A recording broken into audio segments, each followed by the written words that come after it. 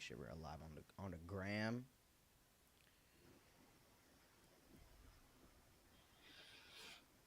Let's see how this is looking on the gram. Oh, looks good on the gram. Gonna go live there. Oh, this is so exciting.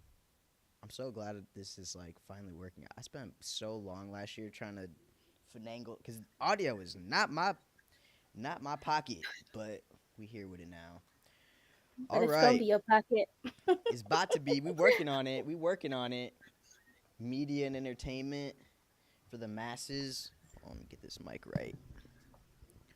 Yo, I had Grandpa Joe tapped in on Wednesday on Facebook with Black Dave. Like he texted me after and he was like, "Hey, I saw you on Facebook. Great job. That was," and he was like into the conversation. Multi generational show right here, y'all. All right, let's get into it. I'm gonna get into this intro and then we're just gonna get right into the nitty gritty here. What is good, y'all? Welcome to the Culture Shift with Raven50mm, where we are reimagining radio and podcasting by merging the two together for immaculate vibes while leveraging blockchain and Web3 tools to experiment with monetization and distribution methods. Brought to you by the Legacy Portrait Project and the 50mm Collective. The 50mm Collective is a community of BIPOC, trans, and queer digital artists and allies that work together as we pioneer Web3 and NFTs. The 50mm Collective has a YouTube channel with tutorials and helpful info on how to get a NFT wallet set up and get started with archiving your artwork on the blockchain. The Legacy Portrait Project is a mission-driven endeavor aimed at empowering BIPOC, trans, and queer individuals. In a world often marked by adversity, the Legacy Portrait Project strives to create a haven for storytelling, utilizing visionary tools like future framing, visualization, and AR technology to uplift marginalized voices. Legacy portraits are still photographs that come to life with video narration, sharing the subject's story from their perspective. The Legacy Portrait Project's mission goes beyond capturing moments in time. It's about fostering human connection, advancing social change, driving socioeconomic empowerment, and ensuring the legacy of each subject is forever memorialized on the blockchain. Right now, the Legacy Portrait Project is running a raffle for 3 people to win $1,000 off their first Legacy Portrait. You can sign up for that at legacyportraitproject.com/contact. All right, y'all. First of all, happy Friday. It is a great day to have a great day. And it's a special day because we got Natalie Crue with us today. Natalie is strategically leveraging art and culture for global social impact. Natalie is a beacon of hope in the Web3 space for people of culture. She architects transformative projects like the Metaverse Musical Festival and co-produces Huellas Festival nested in southern Spain. Natalie spearheads impactful events, creating placemaking initiatives and collaborative projects across the globe and digitally. Notably, she co-produced the Global Empowerment and Cultural Summit and served as social producer on Comedy Gives Back Laugh Aid, featuring Adam Sandler, Bob Saget, and a laundry list of prominent comedians. Foreseeing the potential of Web3, Natalie launched Web3 Uncut in 2022. This dynamic tech lab fosters initiative microfunding and incubation experiments, empowering artists, creators, and the global creator economy. A tenacious leader with a keen eye for opportunity, Natalie is a driving force in the cultural and technological landscapes.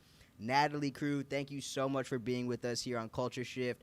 How you living? How you feeling? What is good? I am so happy to be here with you. I'm in a good space today. I ain't cussed nobody out today, so we're good. Amen. Amen. Amen to that. Yeah, right. We just getting started, so Yeah. We still got 20 million hours for us today. yeah, don't try it. Natalie ain't the one, y'all. Just let me just some of y'all might Let's know get this Nat out of the not way. yeah, let me just preface. Some of y'all might not know Natalie like that, so that's cool. I'm gonna let you know she ain't the one. So she is the one, but she not the one. You know what I'm saying?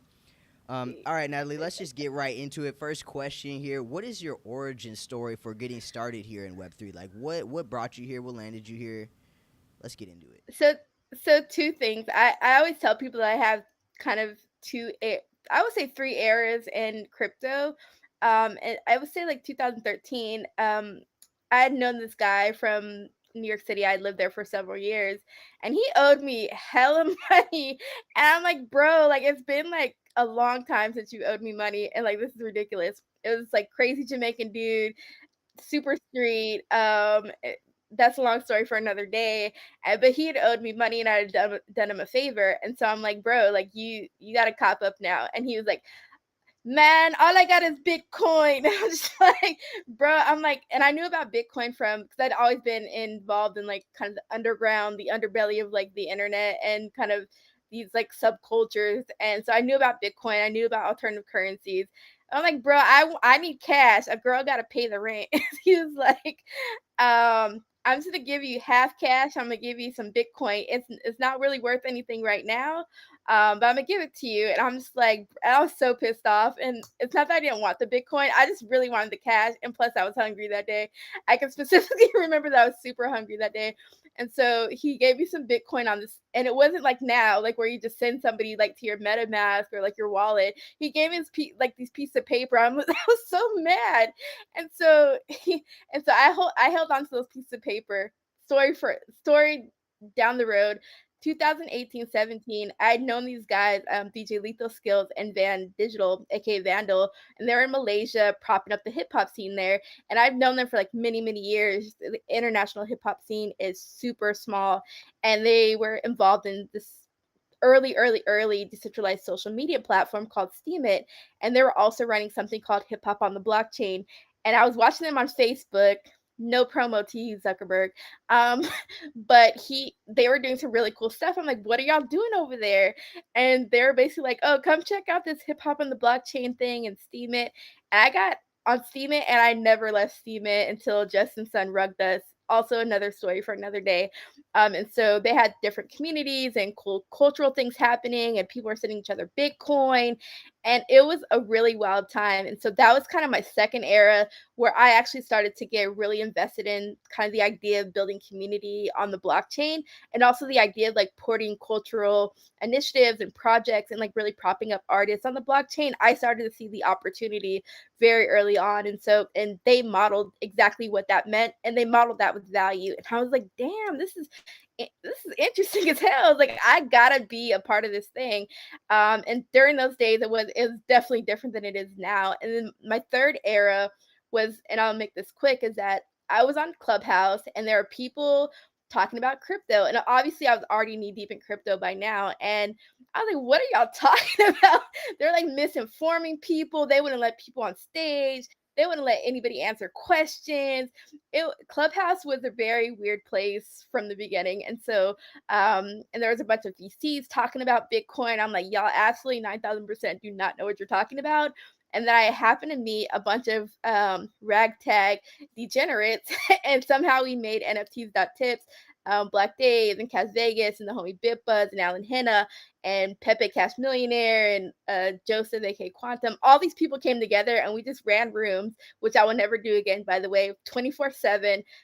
We built up niches like photography and film, and it was just a beautiful time till it wasn't. And so, but I value the time that I spent with Black Dave and Kaz and like all these people and the kind of relationships we built. And so that was like my third era, and probably the most epic era. And so yeah, we championed a lot of artists to come into the space through that. So yeah, long story short, but not really.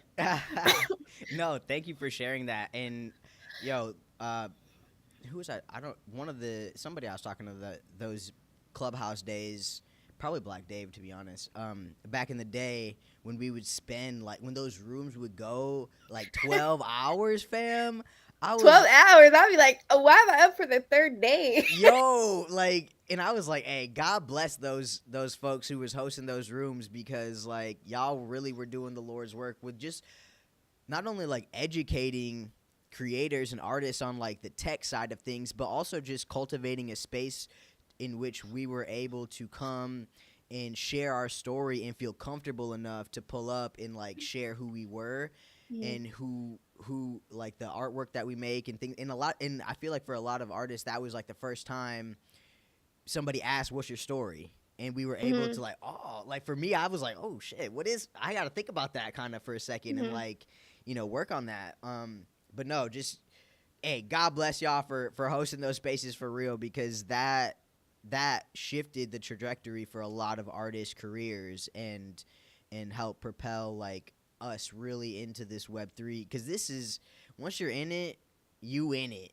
And so like Hmm. you gotta have your community of folks, of people to like that you trust, that you can lean on. And to go into the next question, we talk a lot about community in the Web3 space, in the NFT space. I feel like that word in particular kind of gets bastardized a little bit, Hmm. just like thrown out there. And I'm curious, for somebody who has played such an impactful role in community, in for real community building, like bringing people together for real, for real. How do you define community? And well, we'll start with how do you define community? I think everybody has their own definition of community, but I don't start there. For me, community, what that I always start with what can community provide for people? Community in its pure essence, in my opinion. And a lot of people, let me just backtrack. A lot of people do bastardize community. A lot of people do extract by trying to build these like manufactured communities, whether it's big brands or like people in Web3, and it makes me sick. How, but to like kind of move forward, my idea of community is a place that fosters kind of how do we like gather, how do we convene with each other, how do we build community, and what does it mean to like galvanize around the thing or each other. And so the communities that I love and the communities that I've built over the last like 15, 20 years, whether it's in culture like Web3 or like music, have always like fostered belonging. And so for me, that's always been like the key component. How do we give space to people to come and bring themselves, like whether it's your multi disciplinary self or your three selves or like whatever that looks like for you. How do you come into a space and you're able to like be yourself? Because when you're yourself and you don't feel pressured to like perform, and that's the thing that I loved about Clubhouse. We're like, I don't care if you come from like Podunk, like Michigan. Shout out to Michigan. I don't care if you come from Iowa or like you're a photographer or you build kind of like brick houses. Like, come and be yourself and like tell your story from that perspective. And I think collectors or people will kind of, at least the ones that hold their weight in the space, will kind of understand like where you come from and hopefully like attach themselves to your story and like begin to like follow you and your journey. And so for me, fostering belonging has always been like a key component, and also being yourself. I've been in so many spaces or quote unquote communities where you can't be that and everybody's performing, and it's kind of it drags you down in so many ways. And I think ultimately I just want to bring, if nothing else, like those two things are what community is, and you can kind of like build from there. What are your collective values, what are your individual values, and how do we share space together, and we can build whatever community looks like to y'all from there. So yeah. Beautifully said. I like that answer a lot. Um, you do a lot in the space, and you work on Too much. and you work on various projects. I'm curious on what your process is like for selecting projects and initiatives to work with. I always lead with values. And so and I've been a lot of people that know me, they've seen me be in spaces and I'm like smoking people out. I'm like, are you in alignment with the artists that like I rock with in the space? Are you in alignment with the values of like the blockchain? And so a lot of people are not. And so I'm pretty hefty, especially on the latter thing. Are you about decentralization? Whatever that looks like for you, great. But do you at least believe, sorry, my cat just jumped on the window. Do you believe in some semblance of that? Do you believe in equity, like how we share space together, how we share and redistribute power? Um, like kind of what is your perspective on your existence here, and like how do you kind of step back if you're taking up too much space? And so I always a lot of people are, when they look at the table, and by the table I mean like when we're negotiating kind of these projects with people, I'm always thinking about those things versus like the money. Like we'll get to the money in a second, but like the values is important because I've been in spaces where people are like, I believe in this, I believe in that, and then are hella extractive, or they want to sell you out or try to like bulldoze their way in, or like do kind of things that I don't align with. And so alignment is so key for me to even kind of think about working with the project. And I advise a bunch of projects in the space, and a lot of them alignment has always been kind of the key thing for me. So yeah, That no is fuckboys in 2024. nah, we let over and done with that those So, shenanigans. Speaking on values, can you break or go through kind of like maybe four of what your core values are, and while you're working through this process? So mm, um, just so to have some like insight for other creatives and artists to kind of know what to look for, and I think too like your values come within they're your core yeah, values, yeah, but to a yeah. certain extent, providing some insight on like what you're looking for and what those are. Um, my core value, like the first one, is absolutely like integrity and like under that transparency. Are you honest? Because I'm pretty like blunt. Most people, I used to get in trouble all the time as a kid for doing so. And so I always ask people like, is this person coming to the table with integrity? Do they actually like believe in that? And I don't ask people that. Like I simply observe and like watch you and how you move. Um, are you extractive? Um, for me, like I believe whatever table that I exist at, I always try to bring value. Not try, I do bring value to the table, and I expect the other party to do the same. And so whether that's a share in like energy, or how we kind of the resource we bring to the table, or the people we bring to the table, what does it actually look like to kind of collaborate? Collaboration is also like a huge it's maybe it's not tangible, but collaboration and how we share space together is something I ultimately like. Anything that I work on, especially like this year and like moving forward, I want to make sure that I'm collaborating with people and not just be like, you do this, you do that. Cause I could be hella alpha and like I could boss you around like all day.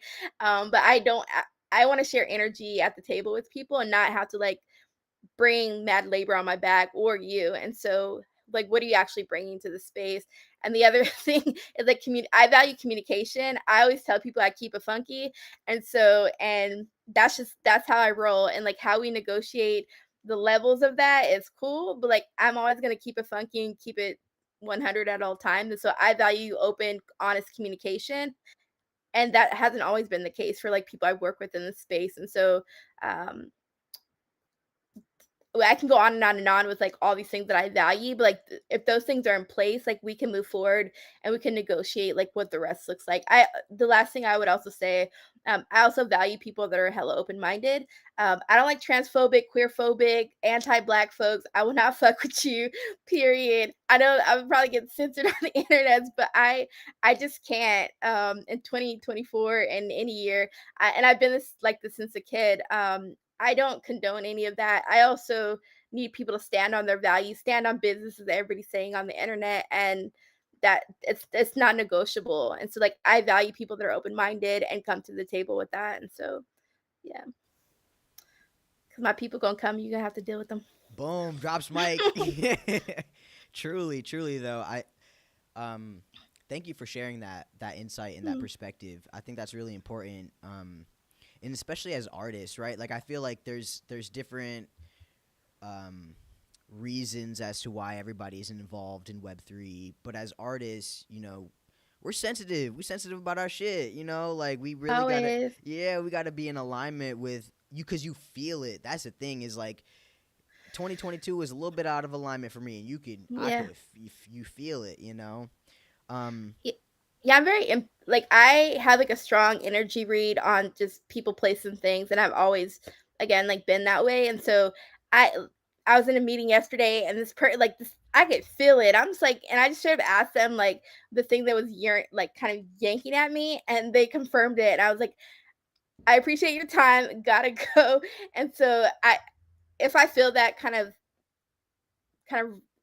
it's like ringing a towel. Like when I feel that, like I have to go because I know it's kind of speaking to me in terms of like your energy, and I can ask you all the questions I want. But that type of observation, when you kind of know yourself and you get deep into like um kind of your spiritual space and deep into like who you are and like getting to know yourself, you start to kind of feel people out a little bit more clearly and start to think with clarity. And so, and then you're able to read people more like vividly. And so I get that quite often. And I just got to speak on it. So yeah. Yeah. No, thank you for speaking on it. Oh, kick the mic. That's not the right cable to be kicking. Oh my goodness, that was like, whoo. We're good though. Still got audio levels. Um, um, well, to kind of switch gears a little bit Yeah. from that, what is something that you're currently excited about, whether it be in the we'll start with within Web3 and then we'll go to on a personal level what you're excited about. I'll keep it funky. Web3, especially for the last year, has not gotten me very excited. I do love Black Dave's token chat. I ain't gonna lie. And so that feels like home most of the time. But I am kind of excited about public goods funding, not the current slate of platforms or kind of the way people are thinking about it. But I have been convening with a few people around what does it look like to build more equitable public good funding in Web3. How do we actually kind of share resources? What does it look like to prop up artists for real and build like a micro economy, or I call circular donut economy here? Because at the moment, this is not it. And so I'm very excited about the people that I'm kind of galvanizing around to build kind of these kind of hyperstructures as they call them. And so but I'm not really excited. I know it sounds strange for somebody who's been here for a long time. I'm not really excited about what's happening kind of in Web3 and kind of the push to like just I think Black Dave was talking about the in his chat, the 90 DC CC FFF, whatever they call it, clothing drop. And I was like, is this what we're really putting out in Web3? And so I think ultimately, like, we really have to challenge ourselves and really think about what we actually want here. And so I'm not going to wait for people to kind of radically imagine that. I'm just going to do what I do and put out my own stuff. And so I was just kind of disappointed in kind of the current slate of things that are dropping around here. And so, um, yeah, not excited about a lot around here. Hey, that is So, fair. yeah. What are some to kind of go piggyback off of that? Like, what are some changes that I don't know if I want to ask like changes you want to see or like what are some? I think the better question is like, what are what are actions that need to be taken to see the change that like we all got in Web3 thinking it Mm, was. Like I feel like we all got came in here thinking, "Oh, this is the digital revolution. We're about to shake up the world. We're going to make all this positive impact." And like um but it kind of starts to feel like it's the same game being played but with just different people and then like yeah. maybe you might get, you know, I don't know. Can you I feel like can you Yeah. speak to it a little bit? Yeah, Yeah, help me out I here. know where we're going. The shifts that I would like to see, um, personally, I would love for people to stop getting drunk off this idea of like mass adoption. It's not real. And these people are the same players. Like, let's keep it funky. When we look at the market makers, I'm not talking about the influencers. I'm not talking about kind of the people who have like the loudest mouths in crypto or like the biggest like bags on these Twitter stages. I'm talking about the market makers. They some of them are the same people that come from like Web 2. Some of these are the same people that are making markets in Web 2. And some of these people are the market makers or the industry kind of valves to turn things off and decide who gets platformed and who doesn't. They're the same people for the most part, and the people that aren't the same people live and exist with those people. And so, from my perspective, and so I ultimately need us to like stop getting drunk off the Kool-Aid and really kind of see what has happened in Web3 and how much we've deviated. And I'm talking about the surface level. I still exist in kind of the underbelly of like crypto with like a lot of the Bitcoin cats and knee deep in stacks. And so, which is the L2 of Bitcoin. And so they still think the same way. It's like, don't get it twisted. But the surface level of crypto, especially like music NFTs and like NFTs in general, like we're hella drunk off the Kool-Aid. Like we have to think about the next five, not tomorrow, but the next 5, 10, 15, 20 years, what is the actual end game of this space?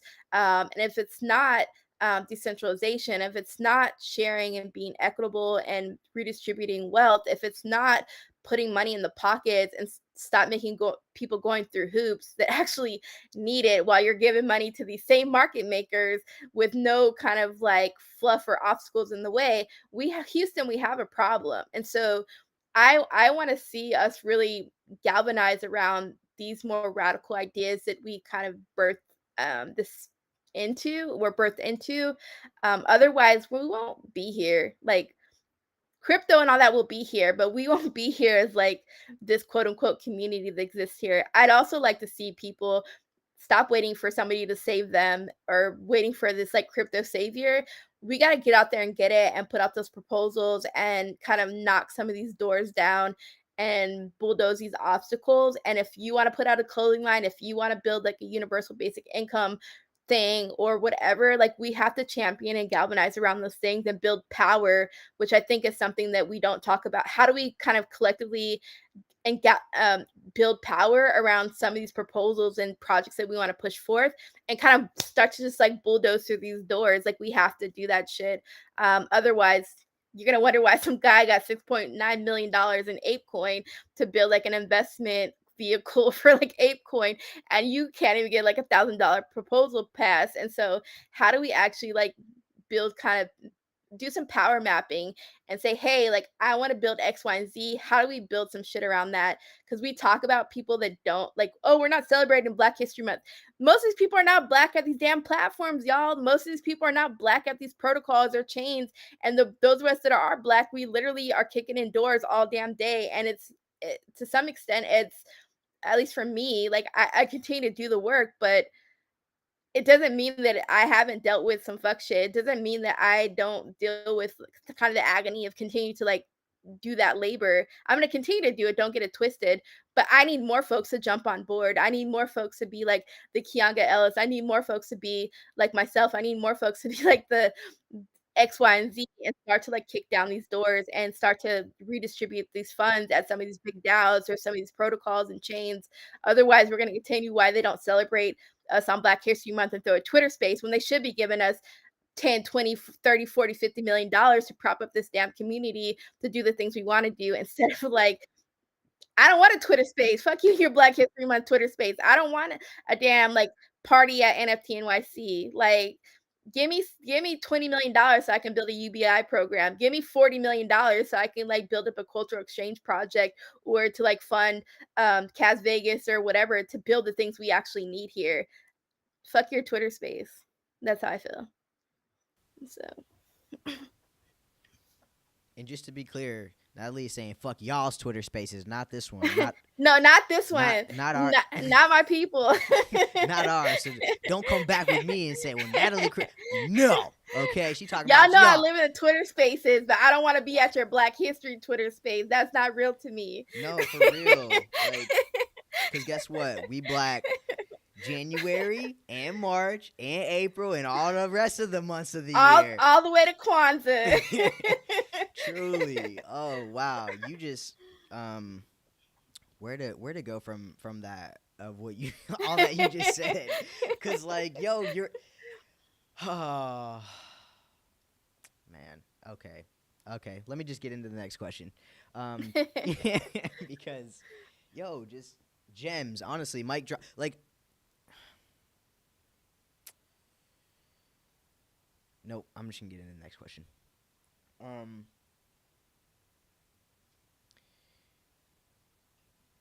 Well, before I get into the next question, I gotta shout out the homies who pulled up here. What's good, Ed? Yo, it's so good to see you in here. Hey, Black Ed. Dave pulled up. We got Jared in here. What's good, Mel? I'm so happy that y'all have pulled up, showed love, hanging out in the Twitter Spaces.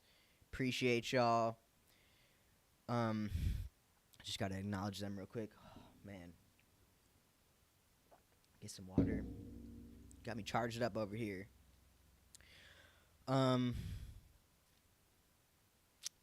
So to continue on, so you're not too excited about what's going on in Web3, which understandably. Personally, well, actually, I want to talk about your artwork. I didn't know you was dipping and dabbling in the artwork. Like, you do so much, Natalie. Like, dog, you be out here. How do you have time to be creating artwork too? Like, I got it playing. If you're watching the live stream, Mm. on the left side of the screen, you can see Natalie's artwork cycling through.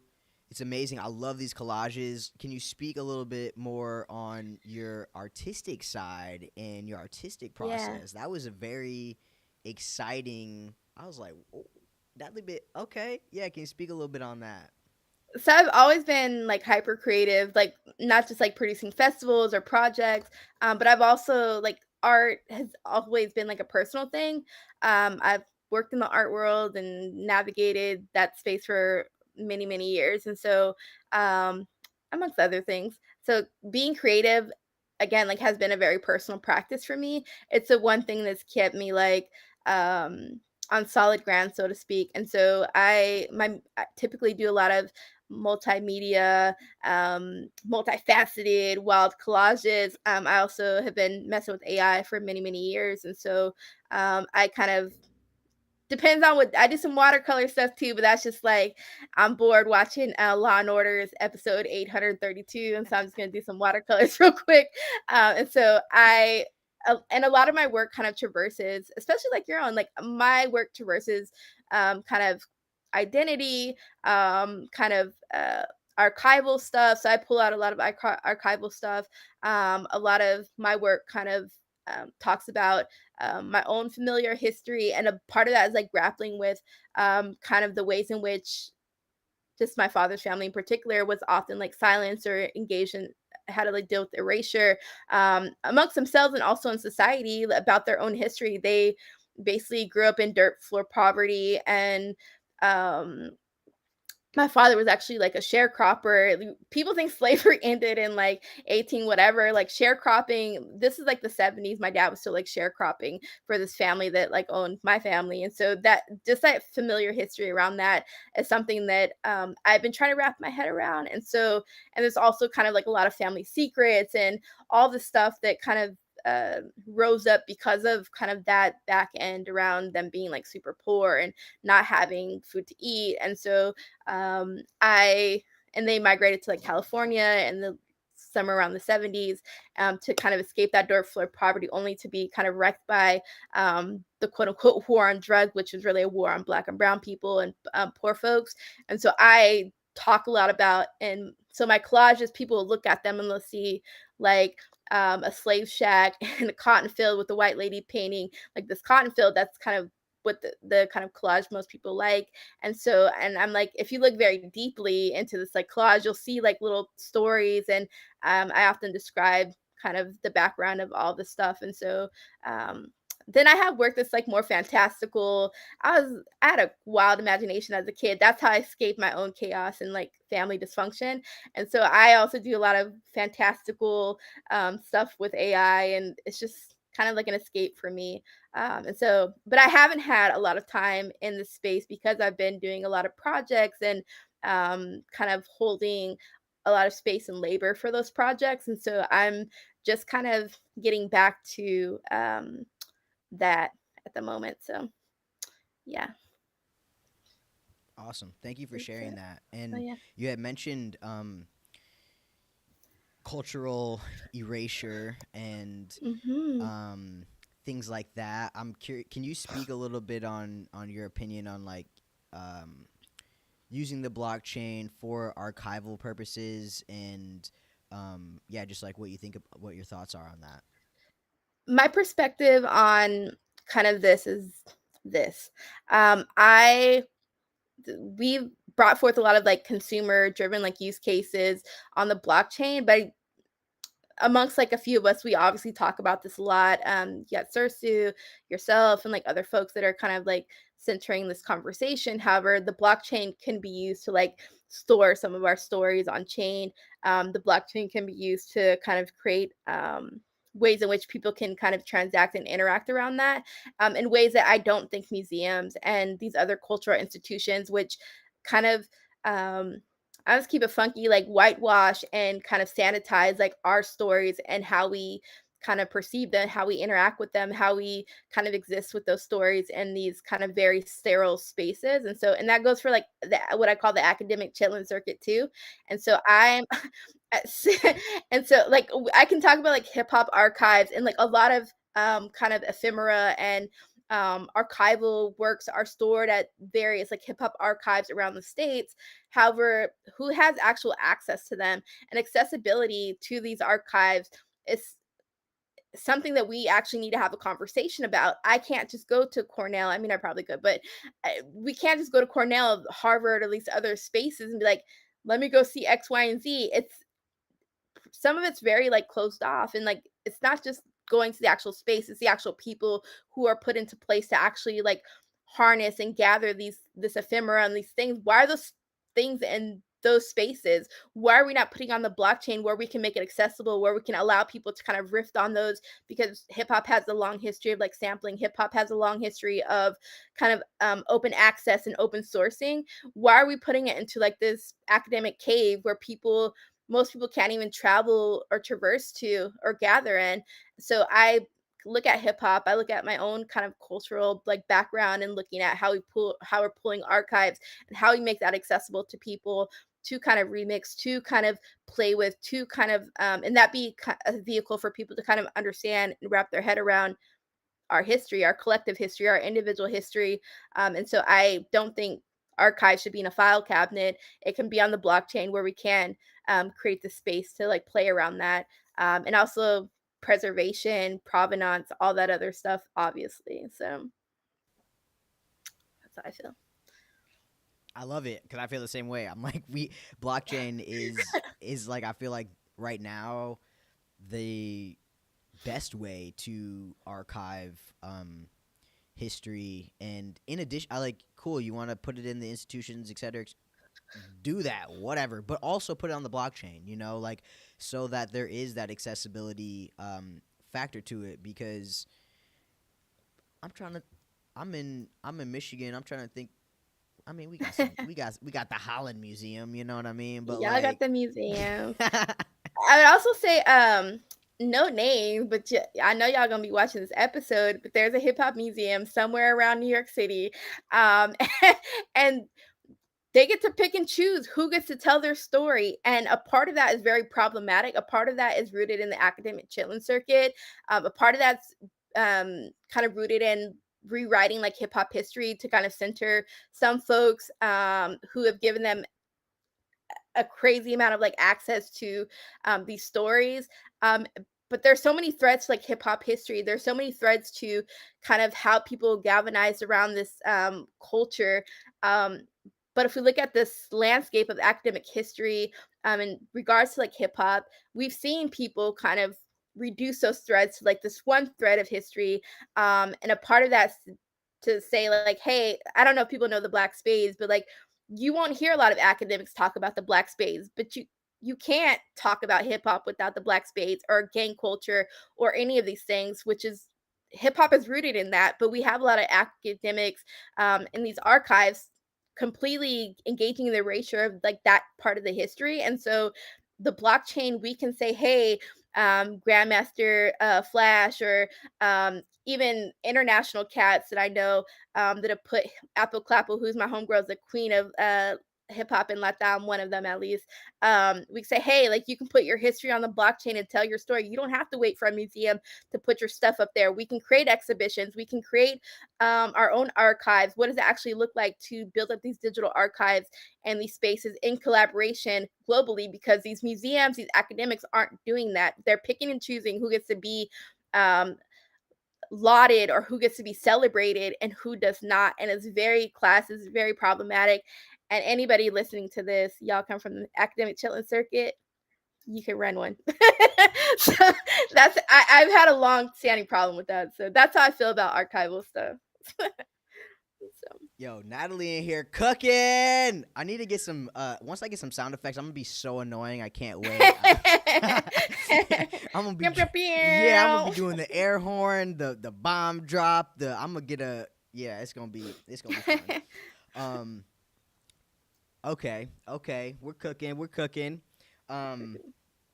So I only have a couple more questions here. I could talk to you all Ooh. day about this. This is like, oh, this is what I live for. I love it.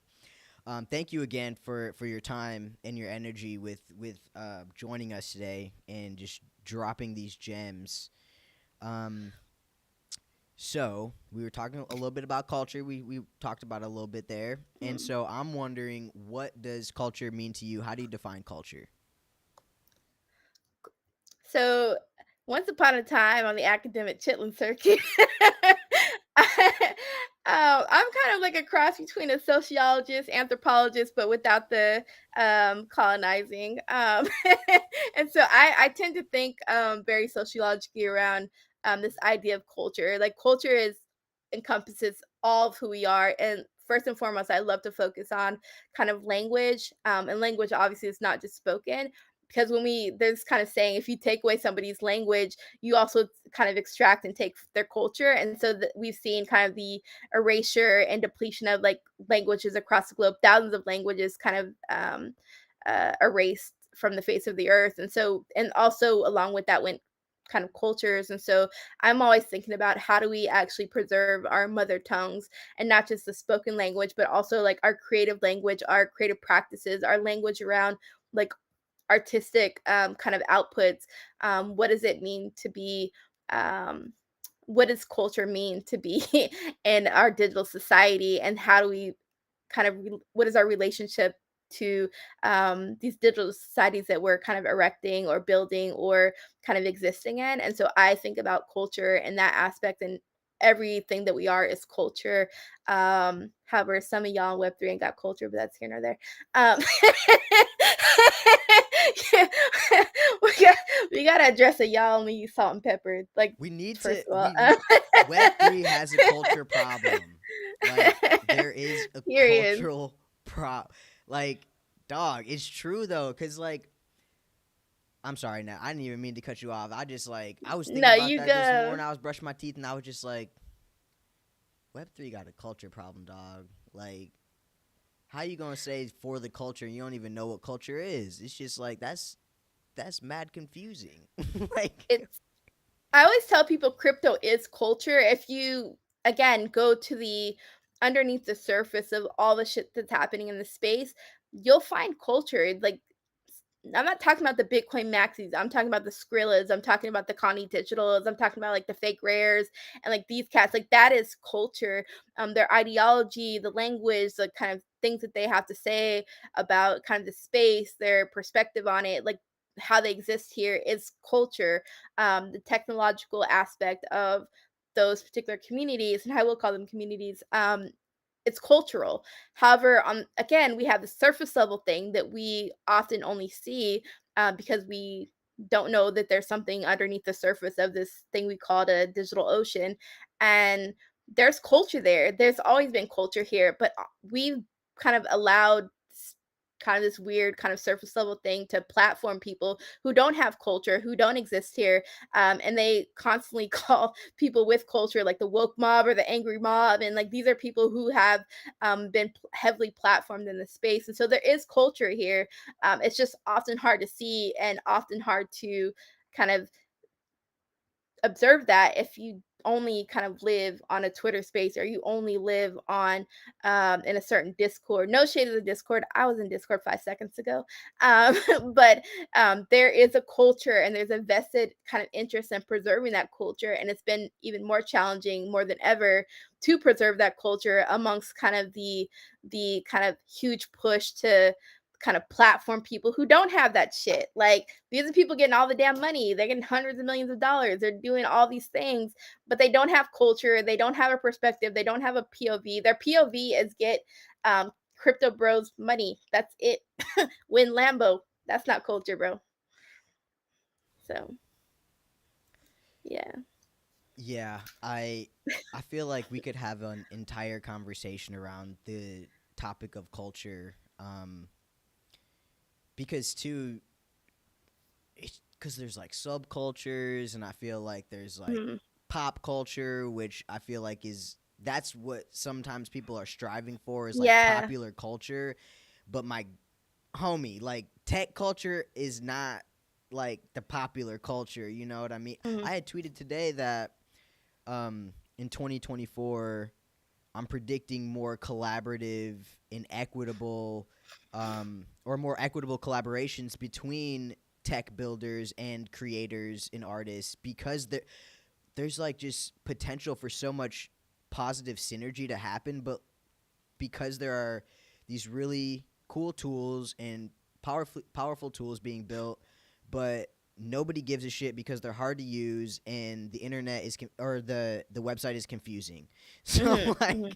like Keyword website confusing. bruh, so work with a web designer and like a creative director to like help get anyways, I'm available. I can send you all my consulting fees if you want to talk further. Holler, To pay my friends. you know what I'm saying? But like, Hashtag pay my friends. oh man. Okay, Natalie, I got one more. Well, I guess it's two questions in one. Okay. To wrap it up here. How do you define legacy, and what do you want your legacy to be? That's a loaded question for me. Um, I'll answer the latter and we can work backwards. For me, I think I have established my legacy in the space. And I'll continue to do so, but I've literally propped up like so many wild projects in the space. Like Metaverse Music Festival was at in that time there wasn't anything necessarily like that, probably except for the Whip meetup. Shout out to the homies, and we galvanized like thousands and thousands and thousands of people across like the metaverse, like the real metaverse, not the Sandsark rep. But like we galvanized, we broke Crypto Voxel server, which is now called Voxels. We broke Decentraland, and my legacy, and especially in respect to that project, we brought a lot of artists in and we platformed them to like the ninth degree. We brought a lot of communities in at that time. Everybody in that space, including like the OG Bitcoin guys. Shout out to the homie Skrilla. We I don't think people understand kind of the magnitude of that project. It also took a lot of wind out of my sails on the back end, but that's the story for another day. But my legacy is inherently tied to like that particular project and what we're able to like do at that time, and the technology low key was not there, but we made it work. And the people that were, whether it's Musashi or like homie Lindsay with an E or like Skrilla, Connie Digital, like all these cats from all over the place at that time, in Web3 music or crypto music as I like to call it. Came together like Voltron, and like we haven't been able to like replicate something of that nature to this day. And so like my legacy will forever be cemented on the blockchain because of that, so that project. NFTs.tips, regardless of like what happened with that project and me like literally burning down the house in a 2-3 hour like clubhouse room, I will forever like respect Black Dave and Kaz Vegas and BitBuzz and all these cats that galvanize around NFTs.tips and the tens of thousands of artists and devs and community builders and all the peoples and that we're able to kind of platform and push out there into the world. And many of them are for a long time were doing extremely well. And so and these are not just artists in the States, we're from South Korea and like Nigeria and like all over the place.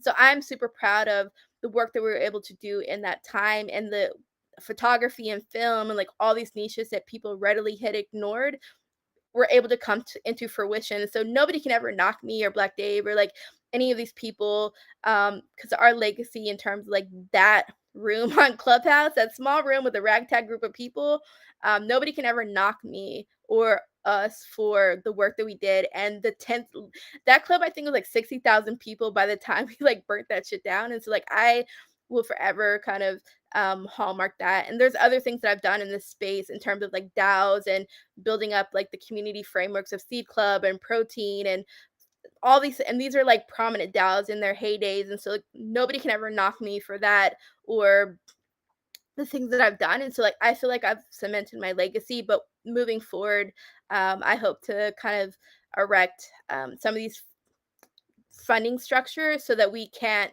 we can no longer be in a space where we're powerless or begging or groveling for money from these protocols and chains. And so we're able to build like multi-billion-dollar funds to support arts and creatives. And it's not an investment fund. Like reparations were due like 500 years ago, bro. Like you gotta, it's time to pay up. And like I've done a lot of shit in this space, and so it's time to get my bread so that I can support people in a real fucking way, and support artists and build the things that I wanted to build that I haven't had the capital to do so. And I in that respect to my legacy, I'm not asking you for investment capital, bro. Like, give me the bread. We built up mad protocols and chains in that tips room, and so people, it's time to pay up. You know, everybody's got to get their due, and so I think my legacy is about archiving. I'll land here and say this.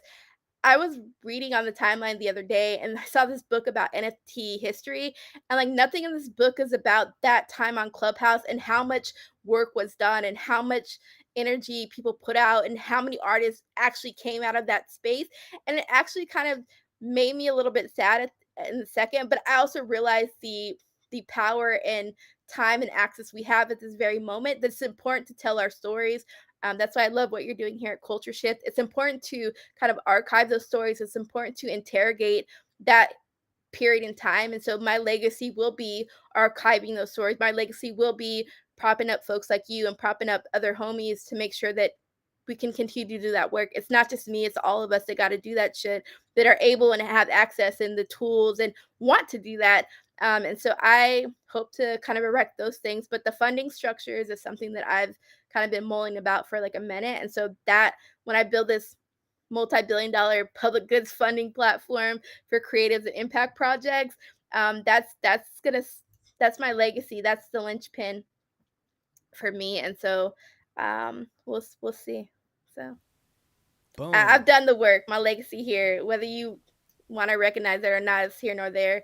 I don't need validation, but I put in the work. I got the stripes. Facts. No, that is facts, and we recognize it. We see you out here, Natalie, putting in the work, and we recognize it. We honor you. We appreciate you, and yo, it's so true. Like honestly, probably everybody who's in this Twitter Spaces room right now has Natalie has helped you in some way, shape, or form. Whether it was getting guidance from her voice, listening it into Clubhouse, or now we're all on Twitter Spaces here, or you literally DMing her and getting your questions answered because this guy right here. And so I am forever grateful for you and your contribution to this space. And whoever wrote that book, we need to maybe do a little rewrite or something, because like that I did see that on the timeline and I was actually curious. I was Yeah. like, huh, interesting.